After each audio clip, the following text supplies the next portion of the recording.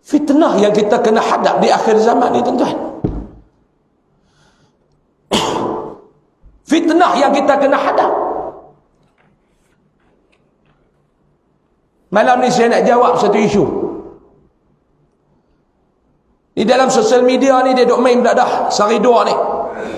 Saya tak mau nak jawab tuan-tuan, tapi duk tengok benda ni mengelirukan umat. Saya dapat laporan dalam TikTok, dalam IG, dalam FB lah ni. Golongan-golongan ni tuan-tuan yang menggelarkan diri mereka sebagai Salafi, yang dicop oleh masyarakat kepada mereka sebagai golongan Wahabi. Kenal? Saya dengar nama tu. Salafi Wahabi ni saya dengar. Mula pula duk petikai ni, duk pecah belah pula umat ni. Hari ni lepas duk hantar kat saya 2-3 video. Duk petikai bukan ada apa, tahlil arwah. Kenduri tahlil arwah. Letih tuan-tuan nak jawab. Kerja kita banyak lagi Pak Nur duk menjawab benda ni. Kerja kita banyak lagi tuan-tuan duk menjawab benda ni. Ni yang saya kata ni tuan-tuan, fitnah akhir zaman yang kita kena hadap. Kononnya nak menegak sunnah, tetapi mereka memusnahkan saudara, memusnahkan umat Nabi Muhammad, memecah umat Nabi Muhammad, melemahkan kesatuan umat Nabi Muhammad. Karena benda yang bersifat cabang, benda yang ulama berbeza pandangan ni Pak Long, maklum, mau kita duk berkelain sampai mati tak selesai. Kita kata ni, macam mana Ustaz? Bagi tadi saya duk terang sepagi dekat kawan tu. Dia kata ni keliru dah. Lepas duk main kata Syekh Dok Fatani tak bagi dah. Duduk makan apa ni, kenduri tahlil apa ni. Hujah lepas ni dalam kitab Bughyatul Tullaq, dalam kitab Sabilal Muhtadin, Syekh Arsyad Banjari. Baca kitab tak mengaji, kan ni masalah. Sebab tu kita kata tuan-tuan, mengaji agama ni kena berguru, mau baca tak faham. Jangan nak pergi faham hak Nabi habaq, jangan nak pergi faham hak Allah Ta'ala bagi tahu. Nak faham hak ulama karang ni pun gagal dah. Baca dalam kitab Bughyatul Tullaq, Syekh Dok Fatani kata apa dia?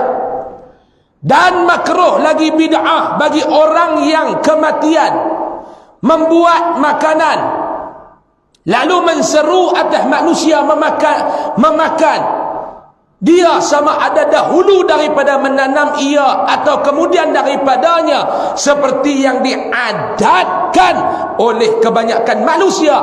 Dan makruh lagi bid'ah bagi yang diseru itu memperkenankan seruannya.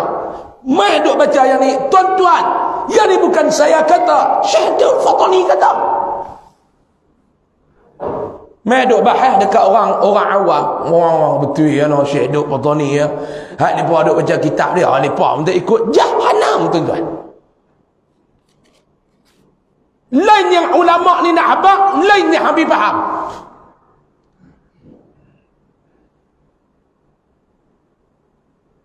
Kitab Bughyatul Tullaq, kitab Sabilal Muhtadin, kitab Furu'ul Masail. Kepada tuan-tuan dan rakan-rakan yang menonton live dan rakaman kita malam ni, duk pergi baca kitab Syekh Dok Fatani dalam keadaan tak mengaji, dia rosak. Bukan petikan banyak tu pun kamu gagal nak faham dah.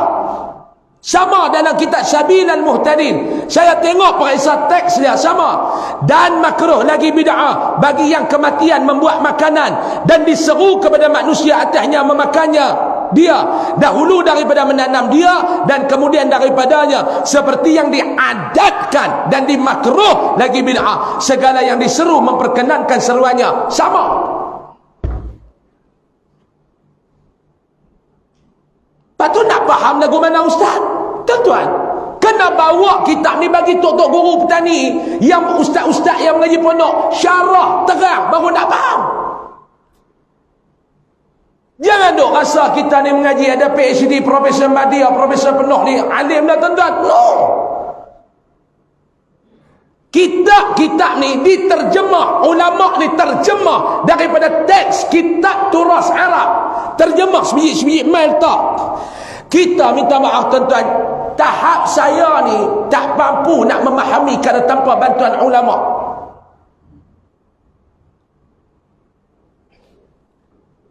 Nak faham ni lagu mana? Kena tanya Tok Guru. Kena bawa kitab ni pergi ke Tok Guru. Ni nak faham lagu mana Tok Guru? Yang pertama kita nak tanya dulu tuan-tuan. Syekh Daud, dia ni bermazhab apa? Bermazhab apa tuan-tuan? Syafi'i ke Wahabi? Syafi'i. Kamu ni tak baca dan tak timbang apa yang kamu baca kitab ni dengan cara pahaman dalam mazhab Syafi'i. Baik. Syekh Daud Batani kata apa? Dan makruh lagi bid'ah. Ambil tak tu dulu. Dan makruh lagi bid'ah. Makruh ni makna apa dia? Kalau makruh ni karahah, benda yang dilarang, dibenci dan tak disukai. Ataupun lebih faham di sisi Imam Syafi'i, kita nak faham lagu mana? Tidak disunatkan melakukannya. Tu makna makruh. Adakah makruh ni haram?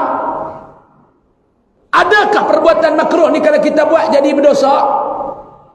Dalam mazhab Imam Syafi'i pula, makruh ni terbahagi kepada dua. Yang pertama nama dia makruh tanzih. Yang kedua namanya makruh tahrim. Baca kitab ulama Syafi'i, Imam Syafi'i, kena syarah cara kefahaman Imam Syafi'i. Jangan baca kitab ulama Imam Syafi'i, mazhab Syafi'i, pi syarah cara Wahabi. Tak betul. Duk pi bubuh keruh tak kena nak. Duk pi pasang sekeru tak kena nak. Sahih 20 duk pi rojah, sahih 8 tak masuk. Sahih 8 duk pi rojah ke dekat nak sekeru, sahih 20 hanya nak rojah tak masuk.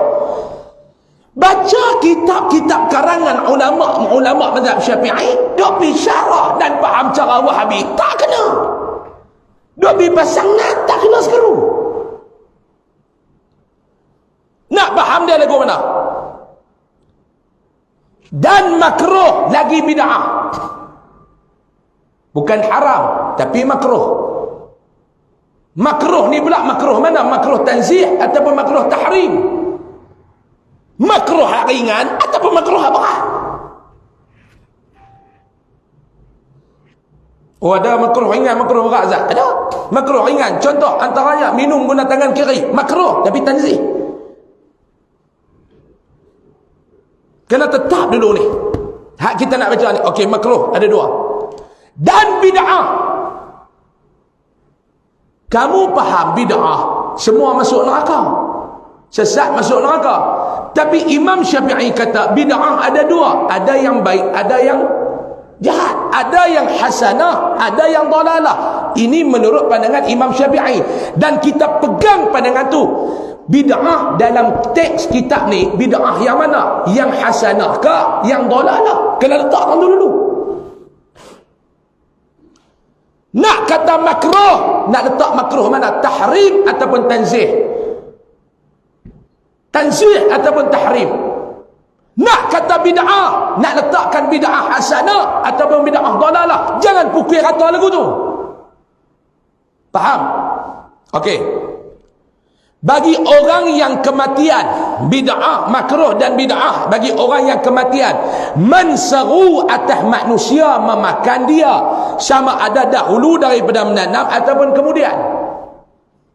Buat kenuri, kebiasaan orang kampung, orang masyarakat kita tuan-tuan. Pak dia meninggal malam ni, esok baru nak ke bumi. Siapa dia nak pergi korek liang pukul 3 pagi, geng korek liang pun lari.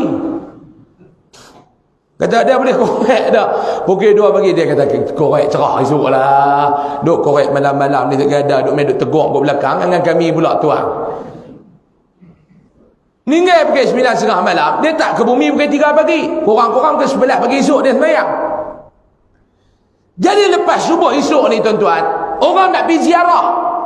Kebiasaannya orang kita ni, dia habaq dia bagi duit kat anak dia, dah RM50 pergi beli nasi bungkus 50 bungkus matak lah. Siapa nak main nak tolong apa nak ziarah boleh lah buat kenduri dekat pak hang sikit. Betul ke tak? Hak tu nama dia membuat makanan sebelum dia ke bumi ataupun lepas ke bumi. Biasalah. 3 malam, 7 malam, 20 malam, hari ke 100 dan sebagainya. Seperti yang diadat oleh kebanyakan manusia. Kena faham tu. Dia buat kenduri itu sebab apa dia? Dia kata tu, bid'ah bagi orang yang kematian membuat makanan, menseru atas manusia makan, sama ada dahulu daripada menanam atau kemudian daripadanya, seperti yang diadat. Makruh dan bid'ah tu sebab apa dia tuan-tuan? Dia buat tu sebagai apa dia? Sebagai apa dia? Diadat, sebagai adat. Hak makruh dan bid'ah tu sebab apa dia? Sebab dia buat ni kerana adat. Tu dia kata diadatkan oleh kebanyakan manusia. Kalau dia buat ni tanya hang buat apa ni kenduri-kenduri, ya Allah, adat kita duk buat, kita buatlah. Makruh dan bid'ah. Bukan haram. Tapi kalau dia buat kenduri tahlil tu untuk apa dia? Allah buatlah sikit Pak Long, niat-niat duit abah tinggal tu, mudah-mudahan kalau ada pahala Allah Ta'ala sampai. Lepas tu kita panggil pula orang-orang kampung mai ni Pak Long, bolehlah duk berzikrillah sikit, duk meratib, duk baca ayat Quran Pak Long, kalau ada pahala di sisi Allah, minta Allah Ta'ala sampai. Hak tu jumhur ulama kata sunat.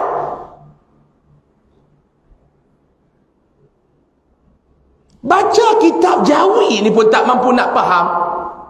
Lepas tu duk main ceramah, duk main duk syarah, nak bagi orang berpecah.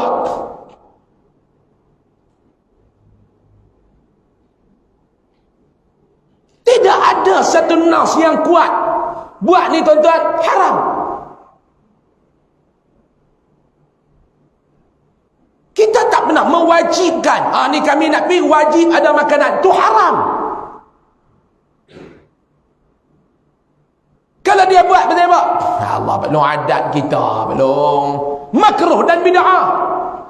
Tapi makruh tu pun makruh mana? Kena tengok makruh tanzih ataupun makruh tahrim, bid'ah hasanah ataupun bid'ah dhalalah. Baca, sebab tu saya nak kata, bila kita baca kitab-kitab karangan ulama-ulama mazhab Imam Syafi'i, kena faham cara fahaman mazhab Syafi'i. Jangan baca kitab dalam mazhab Syafi'i pi faham cara Wahabi.